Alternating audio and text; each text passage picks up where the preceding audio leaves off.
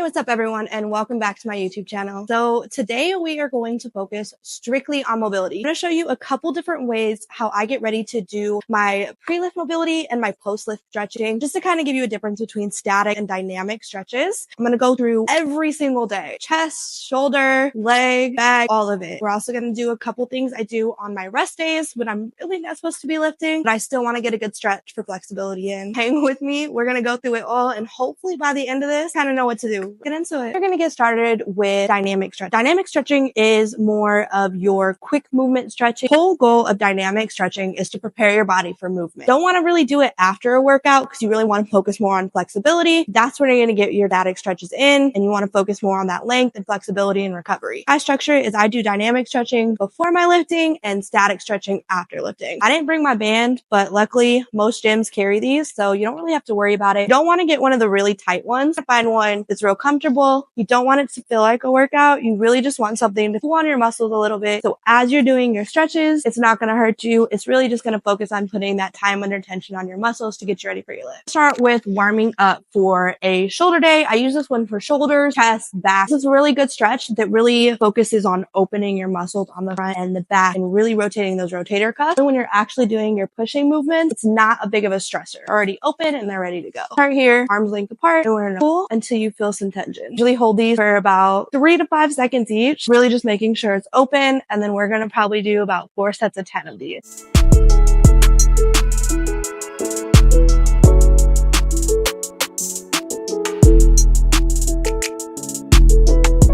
Next movement, I'm going to go through, you're going to put some tension, and you're going to push out. This is really going to activate that elbow and that outer motion. So when you're doing any type of shoulder days, any type of chest days, your muscles aren't going to have as much strain with that outer pushing, and it's really going to open up this inner elbow and those muscles and tendons.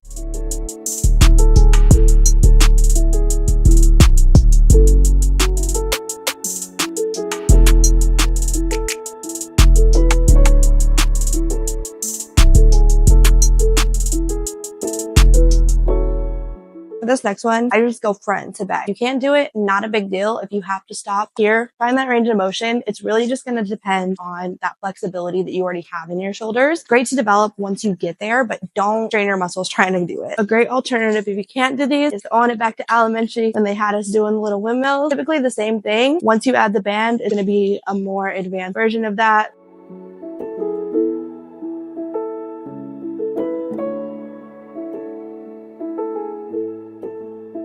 This one, we're going to move down to a mat. The whole goal of this stretch is really to open up that upper back. So I'm going to get kind of that medial back. So I use this for my chest days, shoulders, use it for my back days as well, just to kind of get ready for any type of movement. Not going to hold it for too long. So we're going to do real pulsating movements with it versus just kind of holding it and staying.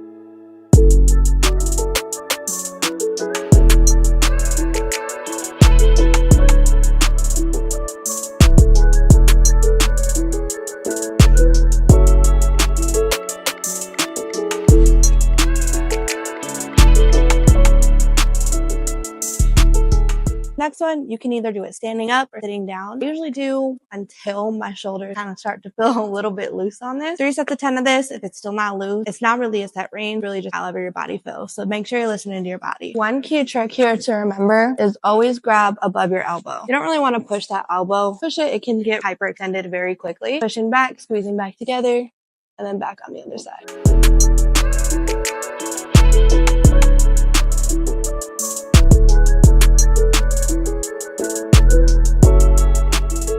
All right, that is it for my upper body stretches. We're gonna move down to do some leg stretches. Kind of pulsating with it. If you are gonna hold it, we're not holding it for long. The whole point of this is really just to open up our hips, get our muscles activated, but make sure you do the exact same amount each time. One important thing with this is to remember to try to drive your nose into your knee. You don't wanna be facing sideways or facing this way. You wanna make sure that your body is staying aligned with your leg the entire time. And I switch to this side, nose to knee. Never wanna push on your knee, but if you do need to increase that flexibility or you're not quite there yet, you can push right above it. If you need to bend your knee a little bit and kind of pulse with it, that's fine too.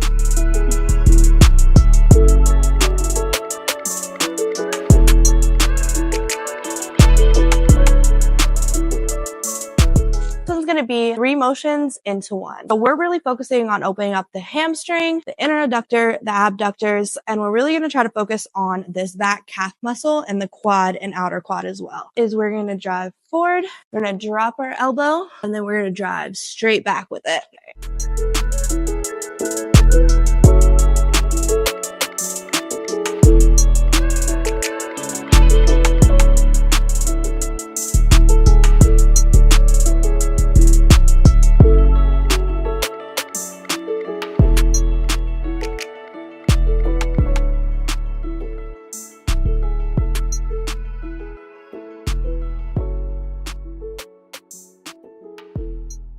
Next one, the frog pose. Feature 2 different ways where your toes can be touching or they can be open. Either way, whatever works for you. If you can't open your legs to get that variation and you can't get them as wide as you can touch them. It's a little bit easier. Remember, at the end of the day, the main goal is you open up the hips. So that way, when you actually go to do your squat, hip thrust, whatever it may be, your hips are open, they're not locking, and you're ready to go.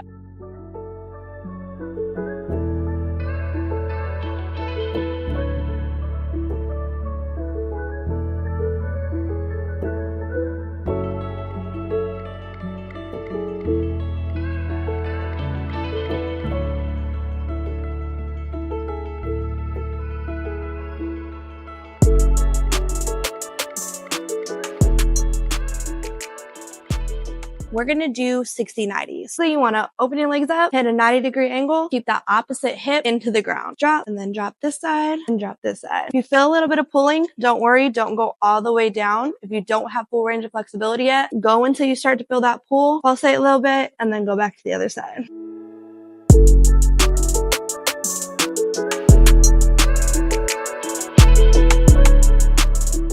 For groundwork, that's pretty much it. Do a couple of lunge variations just to help activate a little bit more. So let's go hit those and then we're going to be ready for our workout. We're really just getting our muscles ready, saying, hey, we're about to be real active. Get ready.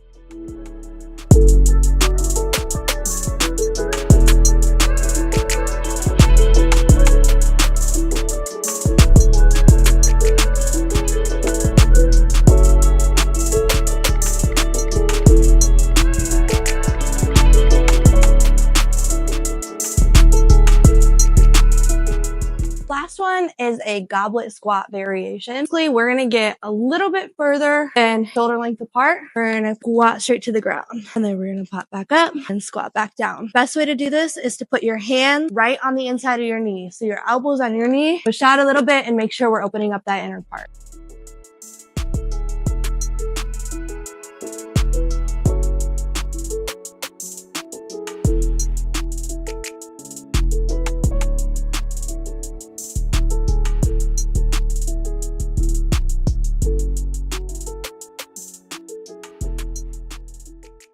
That's it for our dynamic section of this. As long as you're doing it before your workout, you should be pretty good to go. I'm going to go ahead and move into our post-workout stretches. So more of the static. Honestly, it's going to be pretty much the same exercises. It's just going to be the range we're holding up. It's going to be a little bit different. Next exercise, we're really going to focus on kind of opening the back a little bit more and really focusing on the upper section of it. Really want to open up our shoulders with this as well. When we go down, if you put your hand a little bit more to the corner of your mat, you'll notice that stretch open up a little bit more on your upper back and go kind of towards your medial. Just listen to your body here. We're going to hold it for about 15 to 20 seconds on each side. If you can't put your hand to the corner of the mat, don't stress it. Just go fills that pull and then slowly ease your way into it.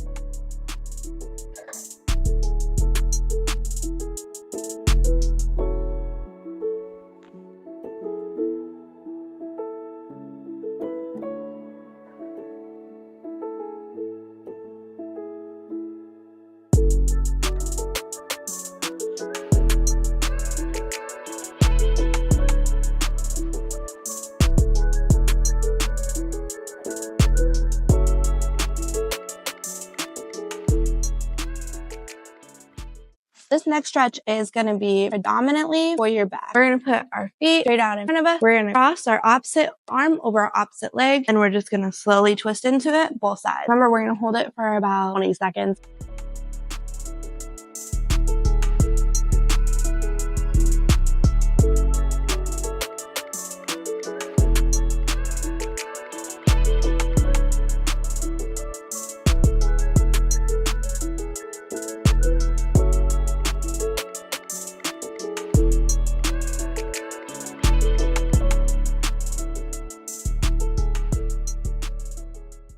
moving on to our leg stretches, they're going to seem pretty repetitive compared to dynamic stretches. Biggest difference here is obviously the time under tension. It's not about being the most flexible, it's about listening to your body. So make sure you're breathing, posture stays up, and we're really just kind of listening if our body is stretching out where it needs to be, feeling those specific muscles, and really getting that muscle-mind connection. If it hurts, back off a little bit. Don't have to be super flexible just yet. This is so we can work our way up to it. Let's go.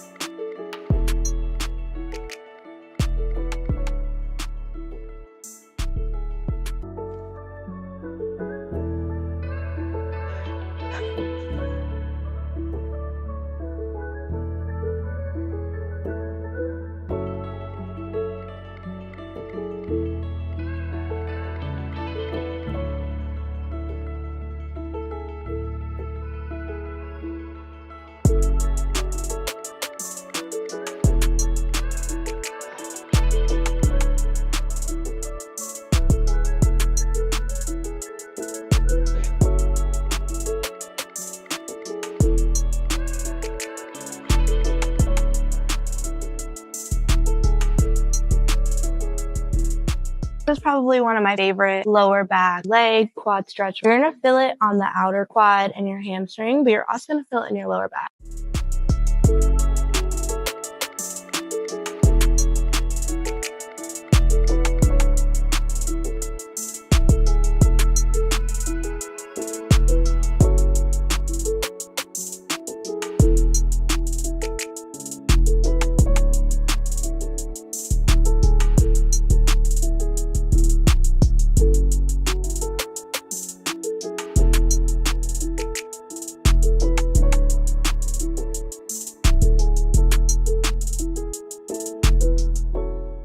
For this last stretch, this is really going to open up your hip. So it's a little bit tricky to get into. Make sure you're sitting straight upright. You're going to take one leg, put it right above your knee. I help by putting kind of like that ankle bone right above the knee. So when we go to lay down, we can take our hand, wrap it through our leg, grab underneath, and then we want to use this elbow to push down right here. So the goal is to kind of create a triangle, and it really opens up this inner part of your hip. A variation is sitting like this and just using your hand to slowly push. Either work. The more advanced is going to be up, and you're definitely going to feel it more down. This is just as good. You're still opening up the inner and the outer area.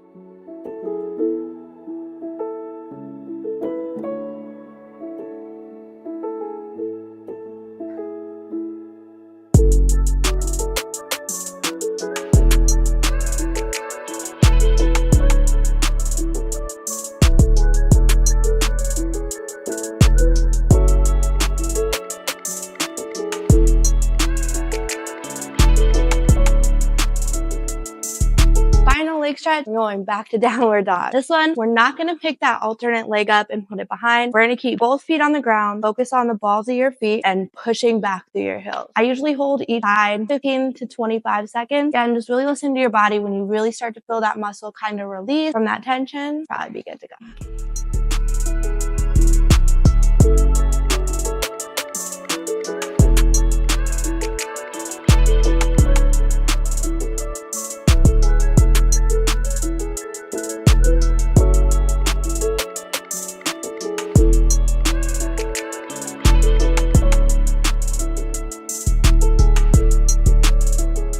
Any of the static stretches, I usually incorporate into my rest day. Not too many that I would really add. I mean, all of it's a really great variation. If you're just trying to get your body a little bit more flexible, get out of bed for the day, get moving around, any of those static ones will work. You can use dynamic stretches on your rest days. I don't necessarily use them because that tells me that my body's getting ready to go, but it's completely up to you. No one's gonna fault you if you do it. All right, I think that's pretty much it for static and dynamic mobility. If you guys have any questions, always hit me up in the comments. Let me know. Thanks for sticking with me. I know it's been a hot minute since I've posted, so hopefully we're gonna kind of get back in the movement of things. Till the next video, as always, like, follow, subscribe, and hit me up if y'all have questions.